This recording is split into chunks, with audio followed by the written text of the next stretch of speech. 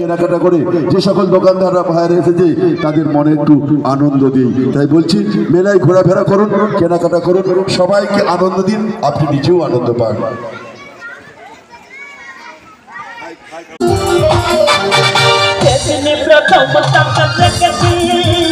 প্রথম মন